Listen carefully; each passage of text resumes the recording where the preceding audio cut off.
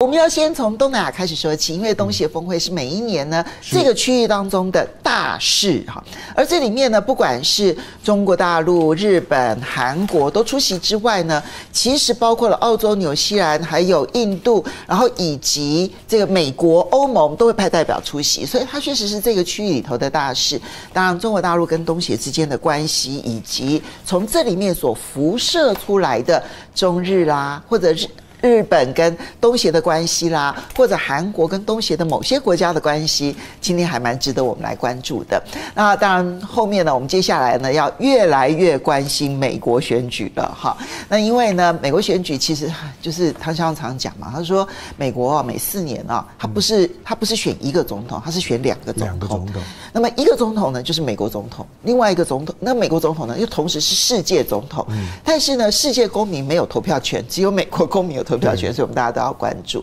那另外一个呢，当然就中东的情势。我们今天邀请到2位呢好朋友来跟我们一起来聊一聊这些事情。首先呢是介文吉介大使，文吉欢迎。凤馨、香农好，各位朋友大家好。接下来是大家非常喜欢的郭正亮亮亮，欢迎平安亮亮博士。好，我们先从东协的情况来开始看起哦。那么大陆其实都是由国务院总理，通常来讲都是国务院总理去出席这个东协峰会。好，所以李强呢，那么出席，然后而且这里面呢会有10+3，这个3就是中日韩。好，其实呢，中国大陆从2001年开始用这个东协峰会来建立跟东协之间的关系，以及跟亚洲的连结，其实越来越纯熟了哈。那么同时呢，在这一次的会议当中，当然南海的情况现在一定会是东协峰会当中呢最关注的焦点，因为这牵涉到了跟菲律宾之间的关系，所以我们要看的是，其实就在东协峰会的前夕，没有很久的时间呢，那么这个韩国跟菲律宾先宣布了，他们要提升他们之间的关系是战略伙伴关系，这一点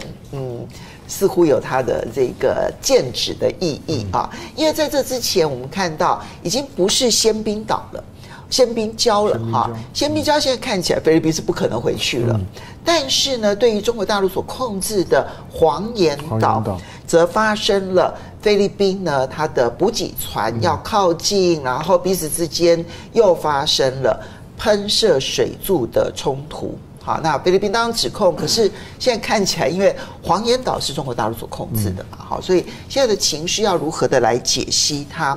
就在这个时候，我们觉得蛮有趣的，利用东协峰会，就小马可是喊出来说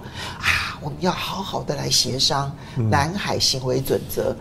其实今天早上我看到这个新闻的时候，我有点点昏倒的感觉，就觉得说，那本来应该很快就要签订的南海行为准则，如果不是其中有一个反对的话，理论上其实按照印尼的想法是希望去年就要把它完成的，好，可是现在看起来越来越遥遥无期，要如何的看待？当然这个平台我们还看到了一个重要的会面，那当然就是石破茂跟李强的会面啊。那因为虽然说石破茂到底能当多久的首相，我们现在不确定，因为9月27号日本的国会选举选完了之后，石破茂能不能继续担任自民党的党魁，都还是一个问号，因为要看他选举的结果。所以我们怎么去看东协峰会这里面的平台所延伸出来的各国关系？介老师，其实相对整个的国际局势来讲的话，东协区域是相对稳定的，而且就是说，它拉长时间来看的话，东协各国跟中国大陆的关系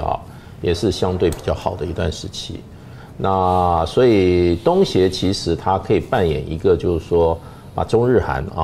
这个3个所谓的东亚的重要强国一起拉在一个框架下面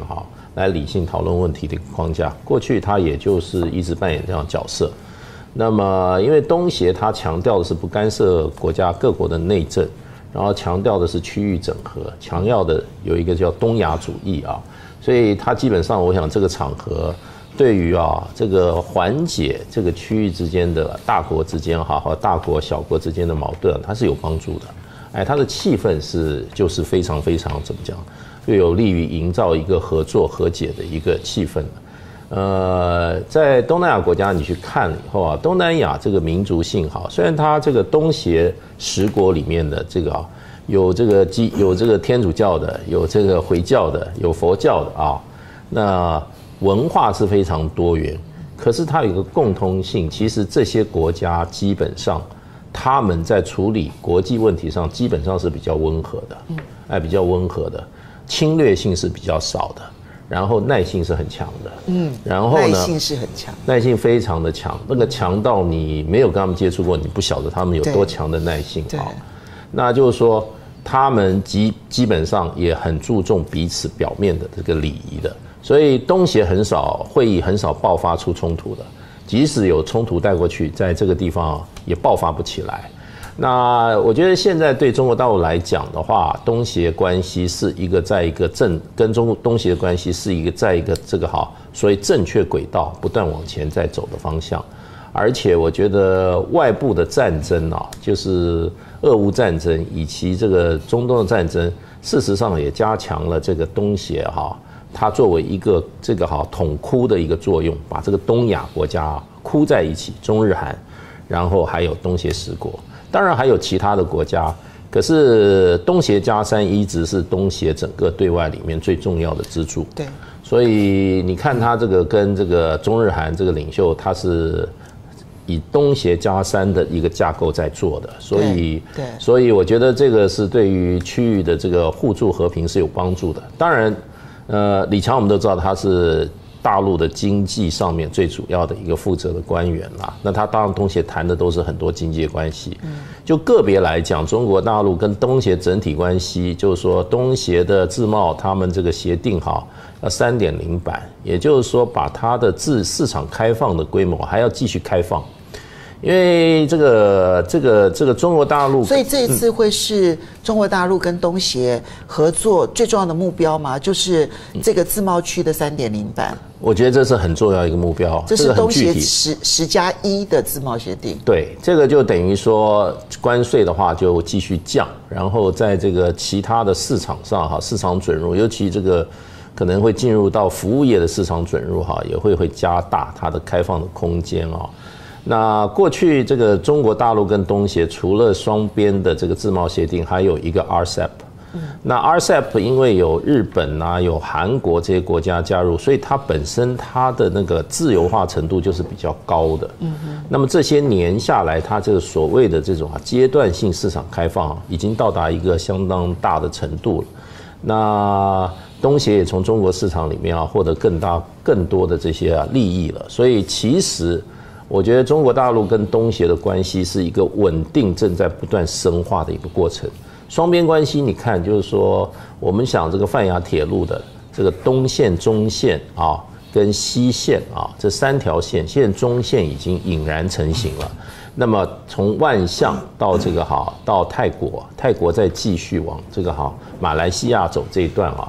看起来都在快速的进行。然后马来西亚这个东段这一段的这个泛亚铁路好像也谈得差不多了。所以以现在的这个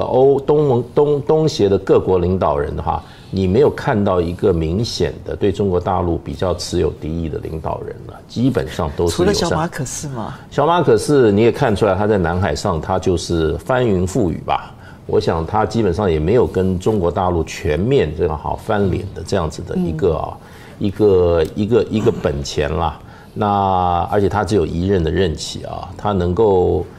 菲律宾内部的政局，我们前2天也看到了，那个杜特地要重新出来重做缝复要竞选他的他过去的这个族长的这个城市的市长那已经为他女儿在大概3年左右吧，这个接掌菲律宾大权，已经在怎么讲，已经在布局了。那还有一个就是说，所有东亚地区，尤其东协地区这个一个乱源就是美国这个因素它是一个动乱的一个最主要的促进者那么美国现在也面临一个十字路口，我们待会也讨论到，就是说，如果今天是拜登出来的话，就是贺锦丽出来的话，那可能这个败归贺谁的可能性很高啊，起码在一个可见的未来。可是如果川普来的话，川普就不是中国的一个头痛的问题，是全世界的头痛的问题。那就变成就是说，包括小马可斯，他也必须要考虑到3个礼拜以后啊，他面临的美国是什么样的美国？是川普的美国呢，还是贺锦丽的美国？那是2个不同的美国。所以呢，这一次的，我觉得这一次的整个东协的会议也笼罩在美国的这个走向的一个大的变化的一个这个大的气氛里面。所以你可以看出来，可以说是行礼如仪，气氛相当和谐，强调的什么？东协的精神就是合作团结。那我觉得东协越来越在这个整个东亚的这个区域的稳定里面我觉得它扮演越来越建设性跟正面的角色。好，同样请教一下郑亮，其实我去观察东协跟中国大陆之间的关系我当然这是一个粗糙的一个形容啦你会发现海陆不同调，在海面上，菲律宾跟中国大陆之间的那一个，不管是黄岩岛附近这个菲律宾的冲撞，或者在仙宾礁啦等等这一些发生的这些冲撞，西方媒体强力的炒作，然后菲律宾内部呢跟中国大陆之间的紧张情势也在升高，但是你就很清楚的感受到，离开了菲律宾，其他的东协国家是不太愿意说在这件事情上发表意见的。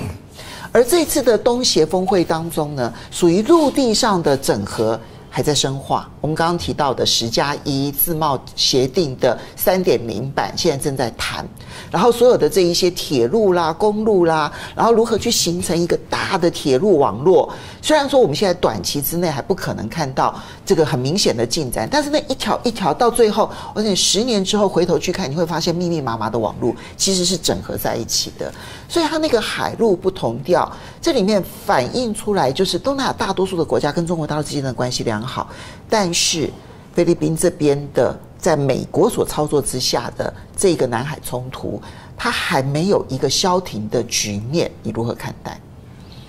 因为菲律宾是唯一有这个共同防御条约的东南亚国家嘛，所以李强在东盟峰会的演讲，他的主题叫做要提高亚洲意识，那域外国家不要介入，就是指美国嘛那就只有菲律宾有这个问题了。对啊，就是共同防御条约那菲律宾也没有那个条件不要这个共同防御条约。那如果这样子的话，那所以他始终就是搅屎棍那这样南海行为准则是遥遥无期啊。也不一定这个就是要看东南亚国家的意志了。因为东南亚国家，我们刚刚讲说他很有耐性他们从来不表决了，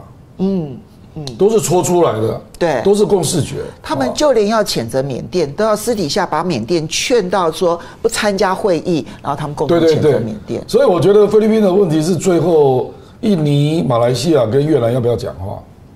是这种问题了。那如果他们都讲话，那菲律宾就会比较不好意思了。可是如果是中国讲话，我认为没有用，因为这个就是中美博弈的一个这个反应那美国也不可能让步就这样这个东协对东南亚国家对中国大陆越来越重要你去看统计数字就知道了嘛。最近4年，东协都是中国第1大贸易伙伴那中国大陆已经是东协15年的最大贸易伙伴那它的数字去年6.4兆人民币，这已经超过1兆美元了对那东协的人口你也知道吧，它人口成长率有很多国家还在青壮年期它人口现在是6.7亿还不断的在成长然后你可以看到中国大陆去年对全世界的贸易是增加4%，结果东协是增加10%，所以你就知道它有多重要。尤其是中间材，中间材就是牵涉到中国大陆正在发展的各种产业升级那东协是成长了11%，那全世界中国大陆只有成长4.1%。中国大陆出口中间材，然后到了东南亚之后组装成对最后终端产品，然后再销往欧美。对，所以你可以去看，就是说，相对于欧洲，相对于美国，那有一些中间材是被杯葛的嘛，那充满不确定性啊。那东南亚是10% 在成长嘛。我可以讲说，东南亚是中美竞争下的缓冲区了。我觉得不是缓冲区了，事实上已经成为中国的腹地了。我认为美国已经使不上力了啦。你就看上次贺锦丽去越南带了只带了1000万支那个疫苗嘛，你就知道他多没有诚意嘛那个经济的能够投注的，当然美国半导体有去投资了，我讲的是越南，可是其他要援助也非常有限我认为这一块，尤其是我们讲的半岛东南亚啦。半岛东南亚，中南半岛东南亚，对，就是半岛，因为有分成海洋东南亚跟半岛东南亚因为我以前有上过这个课，我教东南亚讲座了那各占5个国家嘛，我认为半岛东南亚基本上已经整合进去中国经济圈的了，这已经毫无疑义了。那我们所讲的高铁，就是泛亚高铁的泛亚铁路了的建成。那个只是进一步强化，那在建成的过程当中，也没有谁能抢得走了。你可以看到最近东南亚的高铁在竞标你已经没有看到日本。其实日本有很多地方都退出，它是连竞标都不参与，根本就放弃了。对，就马来西亚的后面那段。那你去看10年前是什么情况？就日本还大力在竞争，那现在基本上已经，我认为基本就放弃了那这个广义当然还包括。汽车市场现在是在激烈竞争当中那日本也感受到了因为他在马来西亚跟印尼、泰国对有巨大的投资，对，可是，在泰国已经感受到中国电动车的竞争压力所以我认为，我们不要讲美国了，我们讲日本日本经营东南亚是非常久的时间真的，从2战那个日本战败。他南进基地的经济面他没有退出对，所以等于是从1940年到现在，那整个逐渐都被中国取代所以我是觉得这个应该毫无疑义了啦，而且也没有人能够扭转那当然那个中美竞争的主要就是印尼了，因为那个就是属于海洋东南亚那另外一个就菲律宾嘛，就是这样那。我觉得印尼目前会因为中东战争，那更偏向中国。这点很重要。这个完全是美国自己造成的事实上，东南亚对美国的负面的观感马来西亚跟文莱还有印尼都是暴增，都是因为中东战争。因为他们都是伊斯兰为主的国家。对，而且他们的这个制裁以色列比。阿拉伯国家还要更强硬，更强硬